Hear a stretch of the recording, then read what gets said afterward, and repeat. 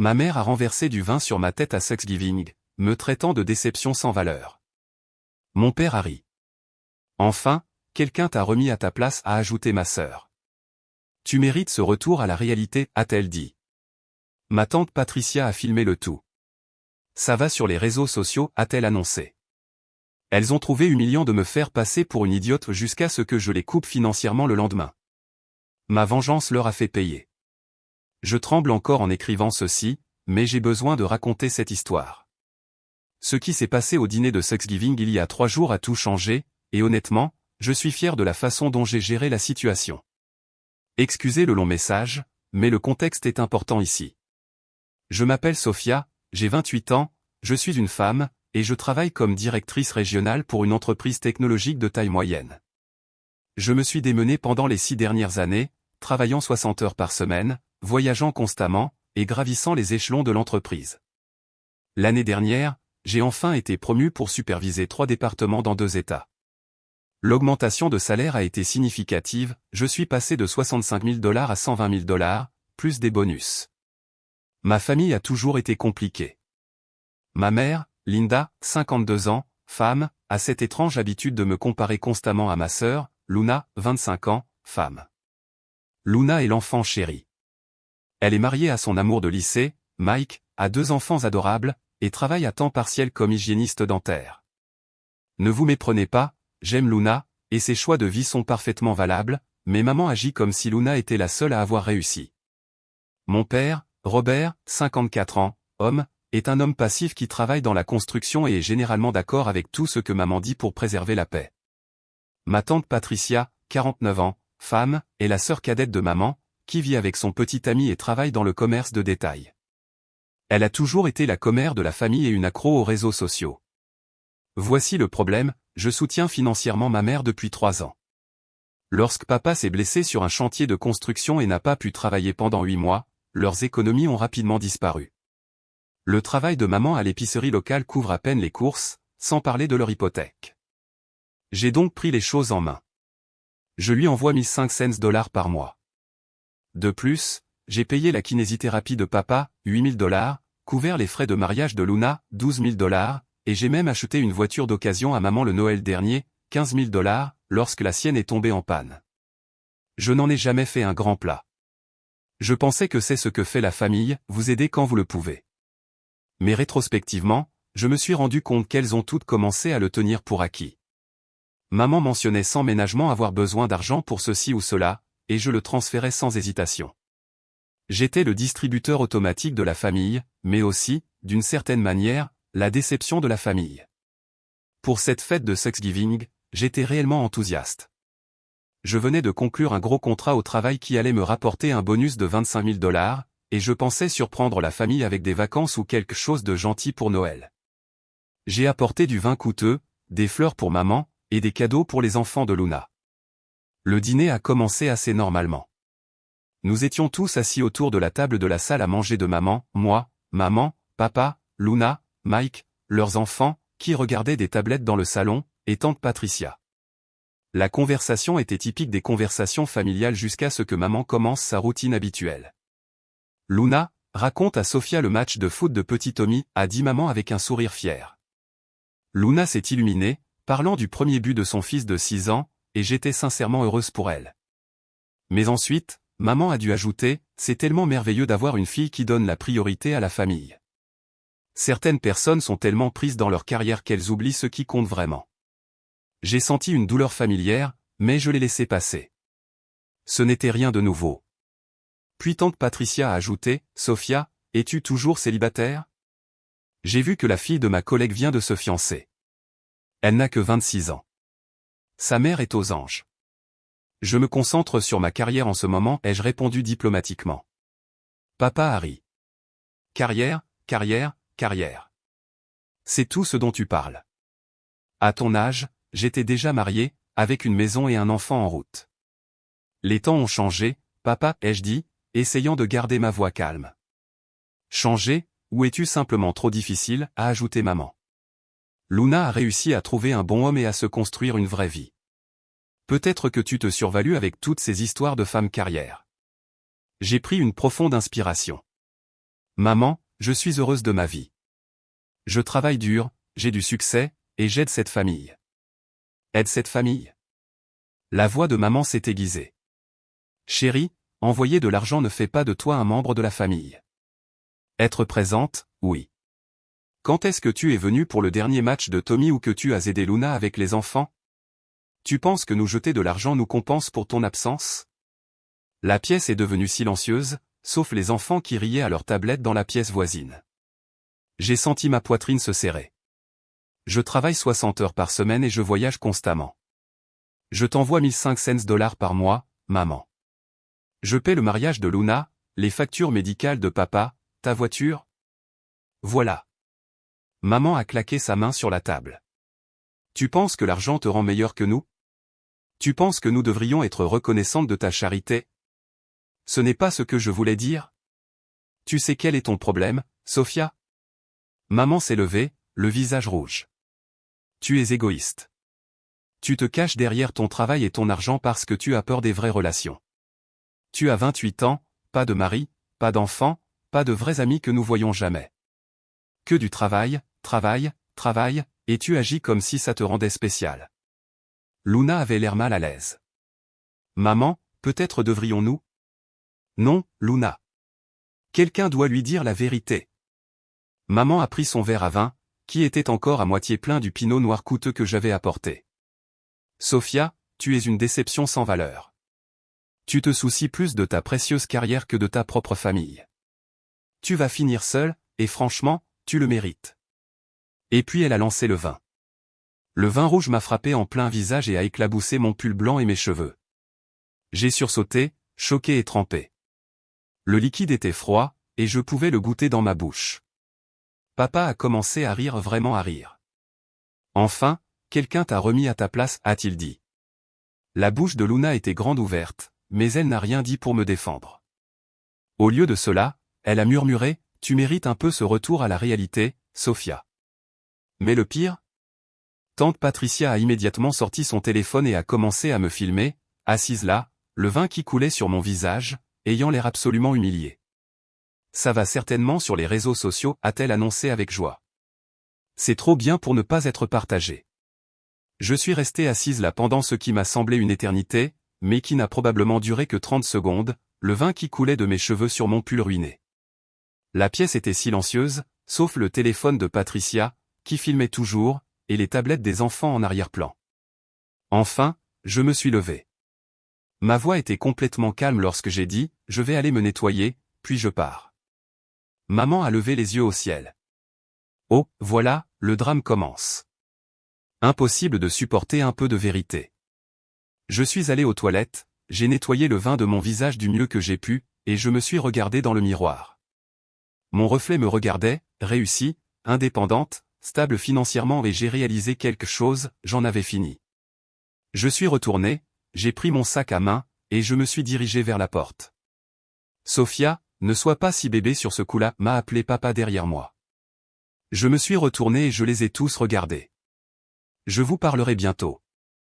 Le trajet de retour a été silencieux, sauf le son du vin qui coulait toujours de mes cheveux sur le siège de ma voiture. J'ai passé cette nuit à réfléchir, et le lendemain matin, j'ai passé quelques appels. D'abord, j'ai appelé ma banque et j'ai annulé le virement automatique qui envoyait 1500 dollars à maman chaque mois. Ensuite, j'ai appelé le conseiller financier qui gère mes comptes de placement. J'avais besoin de liquider certains actifs et d'apporter des modifications à mes bénéficiaires. Vous voyez, je lui ai dit, voilà ce que ma famille ne savait pas, au cours des dernières années, je ne leur envoyais pas seulement de l'argent de mon salaire. J'avais investi massivement dans un portefeuille diversifié. Et entre mes bonus, mes options sur actions du travail et mes investissements judicieux, j'avais constitué une assez importante valeur nette. J'avais environ 180 000 dollars dans divers comptes, plus mon 401k et d'autres fonds de retraite. Plus important encore, j'avais prévu une surprise, j'allais rembourser l'hypothèque de maman et papa. Ils devaient environ 85 000 dollars sur la maison. J'allais également créer des fonds universitaires pour les enfants de Luna, 20 000 dollars chacun. Et j'avais envisagé d'acheter un petit immeuble locatif que je finirais par donner à Luna pour assurer la sécurité financière de sa famille. Mais vendredi matin, ces plans ont changé. Au lieu de cela, J'ai ouvert un compte d'épargne séparé et j'y ai transféré 50 000 $. Ce serait mon nouveau fonds pour une nouvelle vie. Ensuite, j'ai pris rendez-vous avec un planificateur financier pour discuter de changements plus importants. Samedi matin, exactement 24 heures après l'incident du vin, je suis retourné chez maman. J'ai trouvé toute la famille là-bas, plus Mike cette fois. Apparemment, il mangeait les restes de dinde et réfléchissait à ce qui s'était passé à Thanksgiving. Lorsque je suis entré, maman a levé les yeux au ciel. « Oh, bien. Tu es de retour. Es-tu prête à t'excuser d'avoir fait tout un plat ? En fait, maman, je suis venue te parler de notre arrangement financier. » « Quel arrangement financier ?» demanda-t-elle, mais je pus voir un éclair d'inquiétude dans ses yeux. Je sortis mon téléphone et lui montrai l'application bancaire. « Les 1 500 $ que je te transfère chaque mois ? Cela s'arrête maintenant. Je l'ai annulé hier. » Un silence de mort envahit la pièce. « Très drôle, Sophia, dit papa, mais sa voix était incertaine. Je ne plaisante pas. Je voulais aussi vous informer d'autres changements. Maman, ce paiement hypothécaire que je prévoyais de faire pour vous et les 85 000 $ pour rembourser complètement la maison, cela n'aura plus lieu. » Le visage de maman devint blanc. « Quel paiement hypothécaire ? » Celui avec lequel j'allais vous faire une surprise pour Noël. J'ai économisé pour rembourser votre maison. Luna halta. « Sophia, tu allais rembourser leur hypothèque ? » Allais, étant le mot-clé. J'allais également créer des fonds universitaires pour Tommy et Lucie, 20 000 $ chacun, et j'envisageais d'acheter un bien locatif pour vous le donner éventuellement à toi et Mike pour votre sécurité financière. La mâchoire de Mike tomba. « Tu es sérieuse ? » Absolument sérieuse. Mais ces projets ont changé vendredi soir lorsque maman m'a jeté du vin au visage et m'a traité de déception sans valeur. Papa a ri du fait que j'ai été remise à ma place, Luna a dit que je le méritais, et Patricia a décidé d'enregistrer mon humiliation pour les médias sociaux. Je regardais directement Patricia. À propos, cette vidéo a-t-elle eu beaucoup de likes ? Patricia eut l'air mal à l'aise pour la première fois. Je ne l'ai pas publiée en fait. Bien. Parce que si elle apparaît en ligne, je vais intenter une action en justice pour harcèlement et souffrance morale intentionnelle. Maman retrouva sa voix. Sophia, tu ne peux pas être sérieuse. Nous sommes une famille. Vous avez raison, maman, nous sommes une famille. Et une famille ne devrait pas s'humilier les uns les autres pour se divertir. Une famille ne devrait pas se jeter du vin au visage.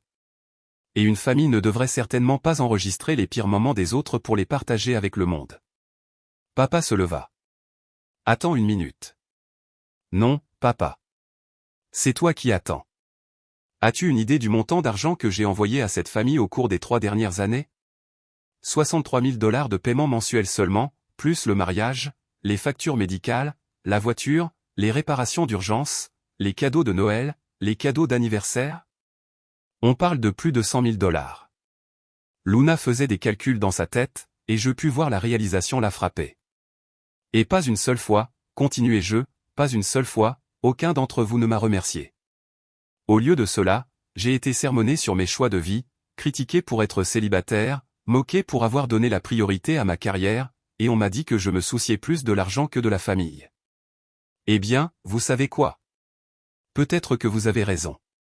Peut-être que je devrais me soucier davantage de l'argent, spécifiquement de mon argent et de son utilisation. La voix de maman tremblait maintenant. Sophia, s'il te plaît. Tu sais que nous apprécions tout ce que tu as fait. Parce qu'hier, vous m'avez traité d'égoïste et de sans valeur.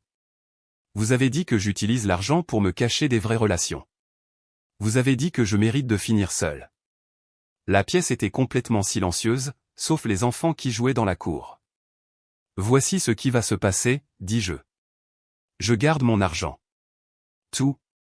Je vais l'utiliser pour construire la vie que je veux au lieu de subventionner des gens qui ne me respectent pas. J'envisage d'acheter un condo en ville, peut-être de prendre certaines de ces vacances que je n'ai jamais prises parce que je vous envoyais 1 500 $ par mois. Luna prit enfin la parole. Sophia, je suis désolé pour ce que j'ai dit. J'ai été prise au dépourvu.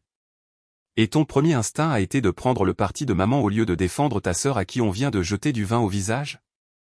Cela me dit tout ce que je dois savoir sur où se trouve ta loyauté. Je me dirigeai vers la porte, puis je me retournai une fois de plus. Oh, et maman, tu devrais peut-être trouver comment tu vas faire ce paiement hypothécaire le mois prochain et le mois suivant, parce que le train de la manne vient de s'arrêter. Cela fait 6 semaines, et les conséquences ont été intéressantes. Maman m'a appelé en pleurant 3 jours après notre conversation. Son paiement hypothécaire était dû, et il lui manquait $400, même avec papa de retour au travail à plein temps. Je n'ai pas répondu. Elle a laissé un message vocal s'excusant et me suppliant de reconsidérer.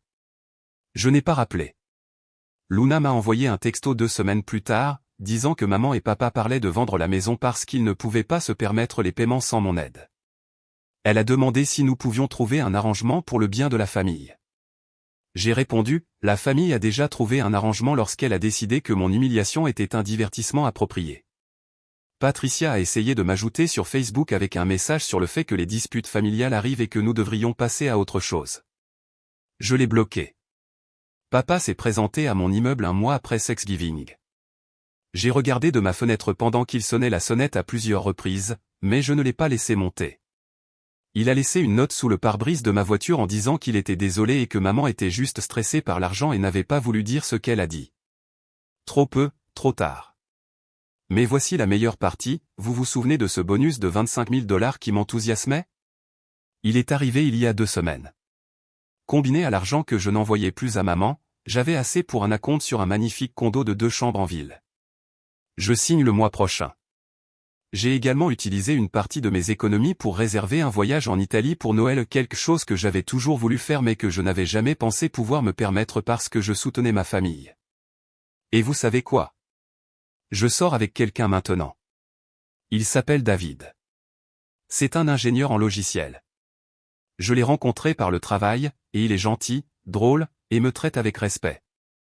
Nous sortons ensemble depuis un mois, et il m'écoute vraiment quand je parle de mon travail au lieu de lever les yeux au ciel ou de faire des commentaires sarcastiques. La semaine dernière, Luna m'a appelé d'un numéro que je ne reconnaissais pas. J'avais bloqué son numéro principal. Elle pleurait. Sophia, s'il te plaît, tu dois aider. Maman et papa vont perdre la maison. Ils ont 3 mois de retard sur les paiements, et la banque entame une procédure de saisie immobilière. C'est malheureux, ai-je dit. Comment peux-tu être si froide? Il y a des parents. Luna, laisse-moi te poser une question. Quand maman m'a jeté du vin au visage, qu'as-tu fait? Silence. Quand papa a ri du fait que j'ai été remise à ma place, as-tu pris ma défense? Plus de silence. Quand Patricia a enregistré mon humiliation pour la partager en ligne, lui as-tu dit d'arrêter? Sophia, Tu as dit que je méritais un retour à la réalité. Eh bien, félicitations. La réalité, c'est que les actions ont des conséquences. Maman a choisi de m'humilier. Papa a choisi de rire. Tu as choisi de prendre leur parti. Patricia a choisi d'essayer de la rendre virale. C'étaient tous des choix. Mais nous sommes une famille. La famille ne se traite pas comme vous tous m'avez traité. Et honnêtement, Luna, je suis plus heureuse maintenant qu'il y a des années. J'ai de l'argent sur mon compte d'épargne au lieu de l'envoyer à des gens qui ne l'apprécient pas. J'achète ma propre maison. Je voyage. Je suis dans une relation saine avec quelqu'un qui me respecte. Que suis-je censé dire aux enfants quand grand-mère et grand-père perdent leur maison? Cela m'a touché plus que je ne l'aurais cru, mais je suis restée forte. Dis-leur que les actions ont des conséquences, et que les adultes sont responsables de leurs propres choix. Hier, j'ai reçu un appel d'un numéro que je ne reconnaissais pas. C'était maman. Sophia, s'il te plaît, je sais que tu es en colère, mais je te supplie. Nous allons tout perdre.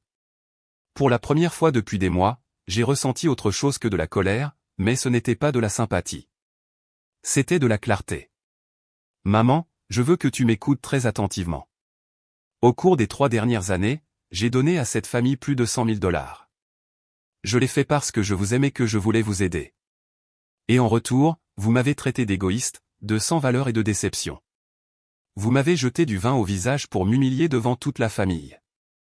J'étais juste frustré. Non, maman. Vous avez été cruelle. Et le pire, c'est que tout le monde pensait que c'était justifié.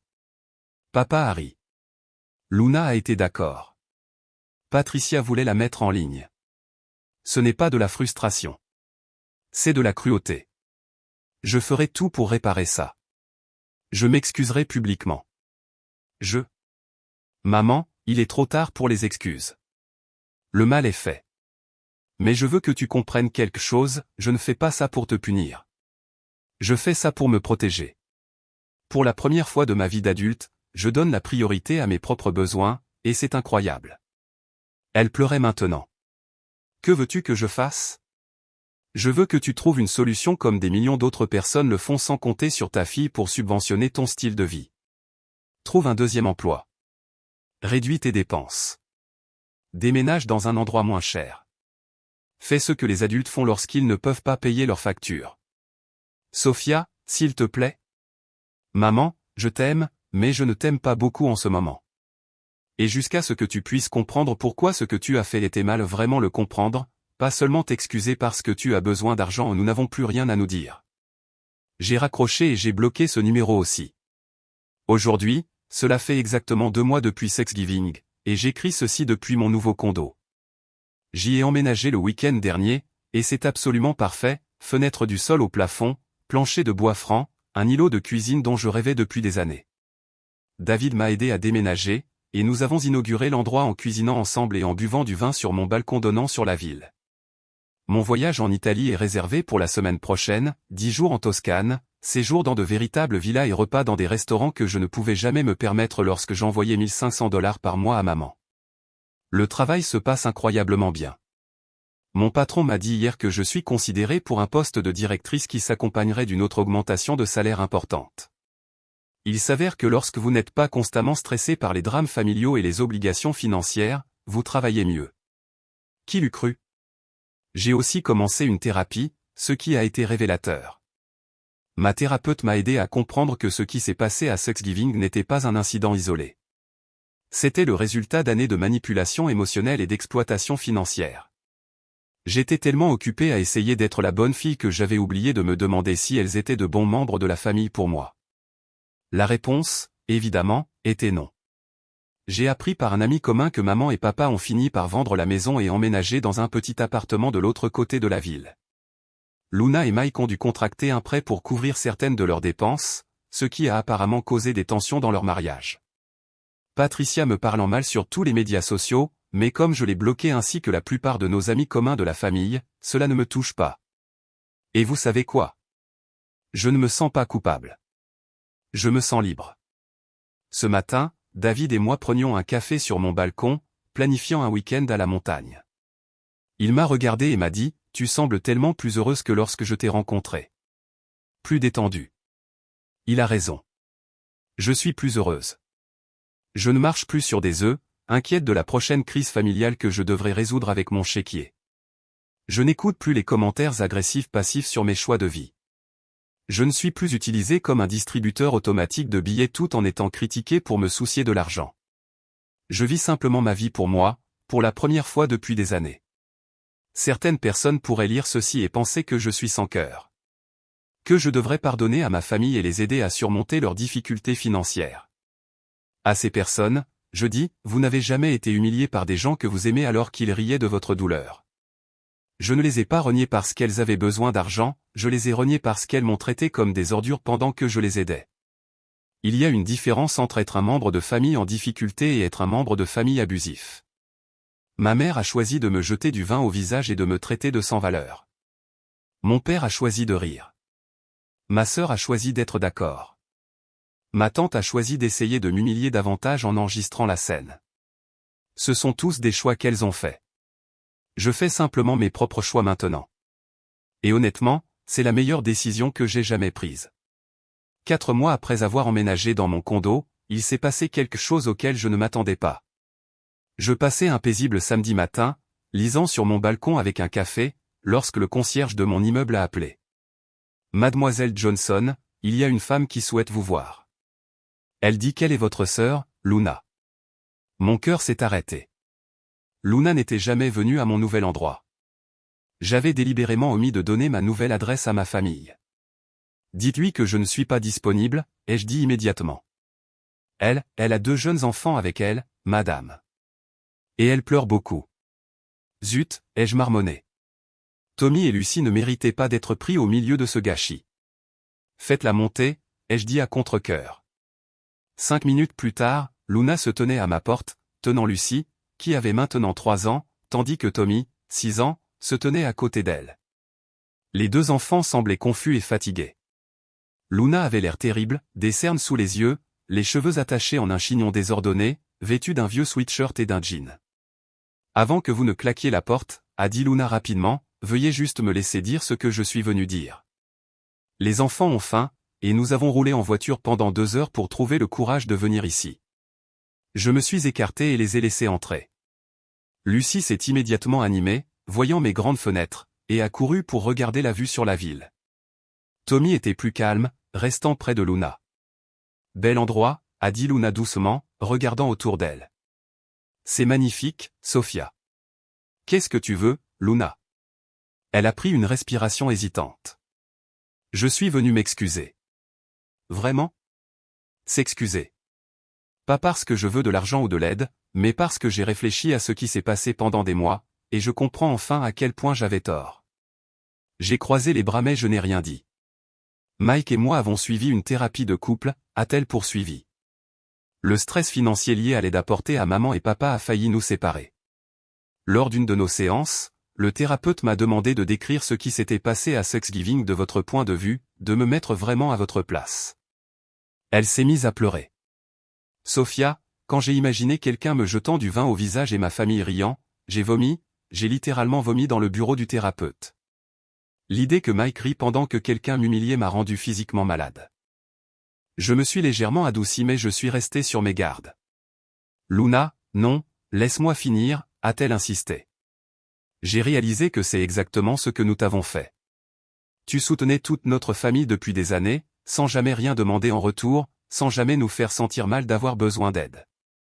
Et lorsque maman a eu sa crise et s'en est prise à toi, au lieu de te protéger, je me suis ajouté à cela. Je t'ai traité d'égoïste et j'ai dit que tu le méritais. Tommy avait trouvé ma bibliothèque et regardait tranquillement les cadres photos que j'y avais placés, des photos de mon voyage en Italie, des photos avec David, quelques-unes d'événements professionnels. C'est pour ça que tu es là, ai-je demandé. Parce que ton thérapeute de couple t'a dit de t'excuser. Non, a dit Luna fermement. Je suis là parce que ma sœur me manque. Je suis là parce que je suis resté éveillé des nuits pendant des mois à penser à la façon dont je t'ai abandonné lorsque tu avais le plus besoin de moi. Je suis là parce que Tommy m'a demandé la semaine dernière pourquoi nous ne voyons plus jamais tante Sophia, et je ne savais pas quoi lui dire. Cela m'a touché plus que je ne l'aurais cru. J'avais toujours été proche des enfants de Luna.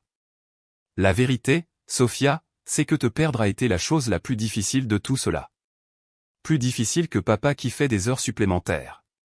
Plus difficile que maman qui travaille 2 emplois. Plus difficile que Mike et moi qui nous disputons à propos d'argent.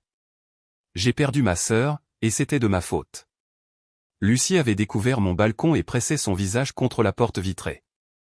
Maman, on peut sortir? C'est joli. Dans 1 minute, ma chérie, a dit Luna, puis elle m'a regardé. Je sais que tu ne peux probablement pas me pardonner. Je sais que je ne le mérite pas, mais j'avais besoin que tu saches que je comprends maintenant. Ce que nous avons fait était impardonnable, et, je suis désolé, ne suffit même pas à le couvrir. Je l'ai regardé, je l'ai vraiment regardé. Les vêtements de créateur avaient disparu, remplacés par des articles de base de chez Target. Sa bague de mariage avait disparu. Elle m'a dit plus tard qu'il l'avait mise en gage pour aider à couvrir les dépenses. Mais plus que cela, elle avait l'air humble, sincèrement pleine de remords, d'une manière qui semblait différente des appels téléphoniques désespérés de maman. Luna, ai-je dit prudemment, comprends-tu pourquoi je ne peux pas simplement pardonner et oublier? Ce n'est pas seulement à cause du vin ou des mots. C'est à cause du schéma. Des années à être traité comme un compte bancaire ambulant.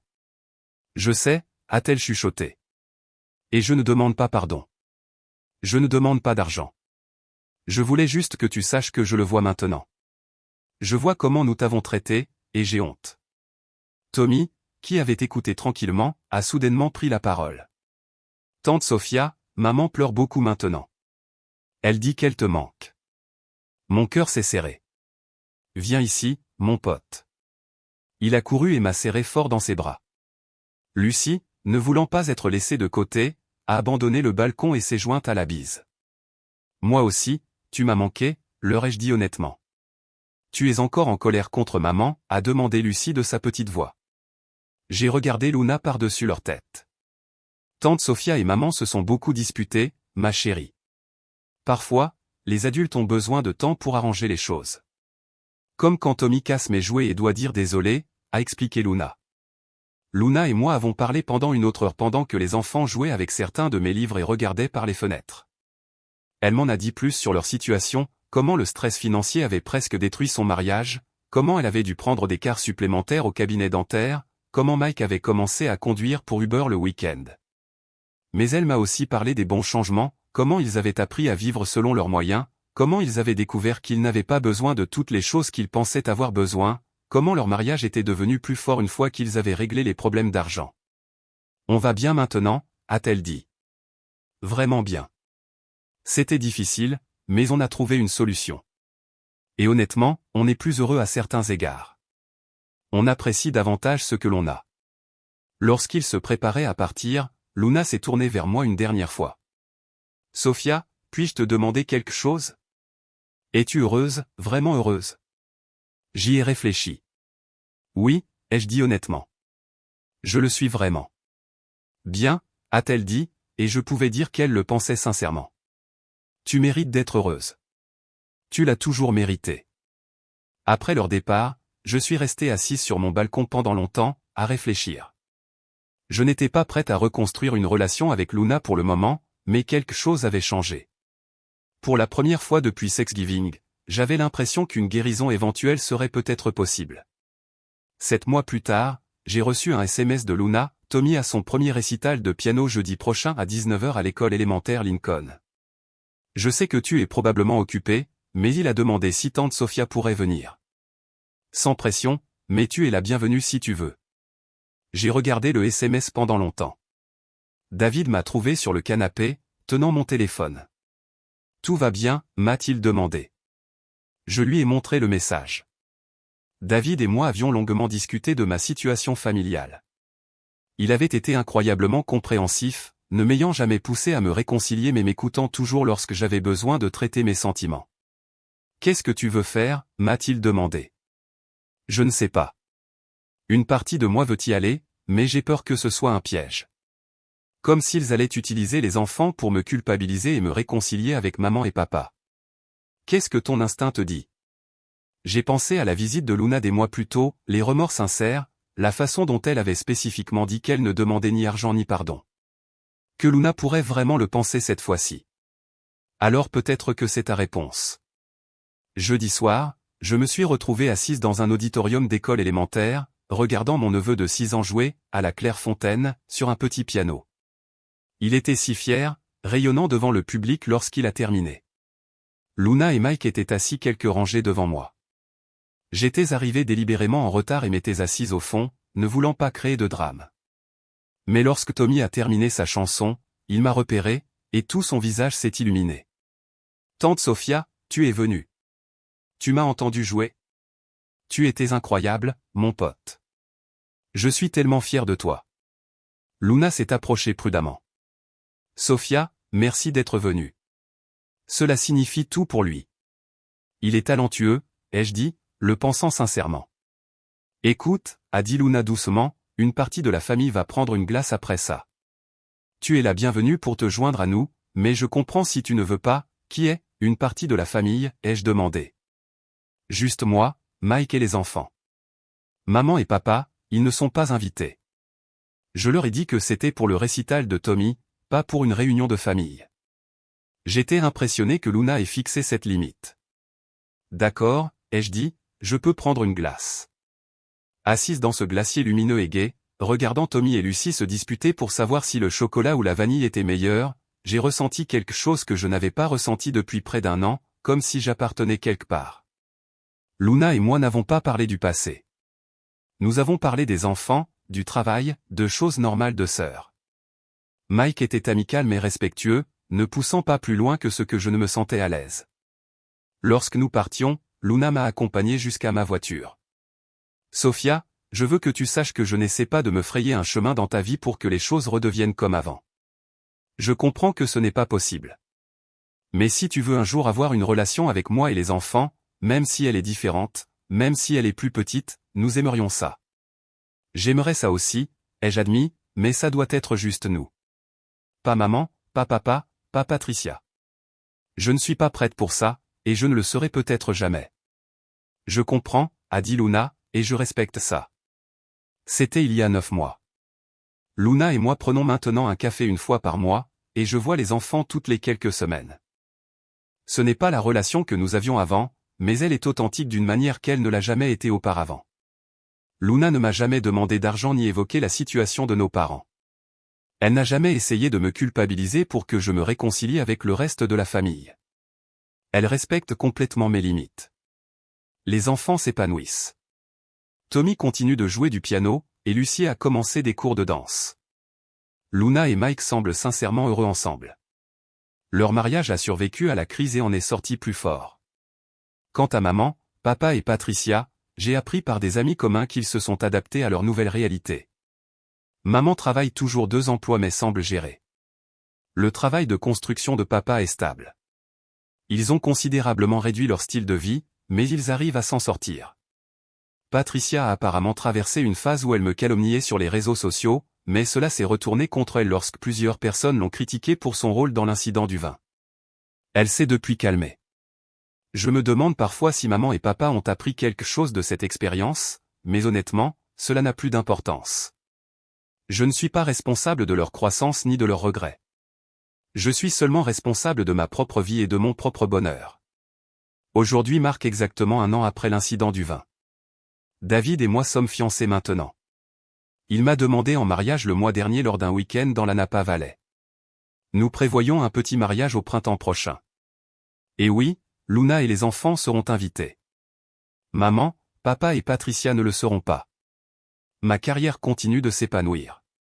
L'entreprise de conseil a tellement grandi que j'envisage d'en faire mon activité à plein temps dans l'année à venir.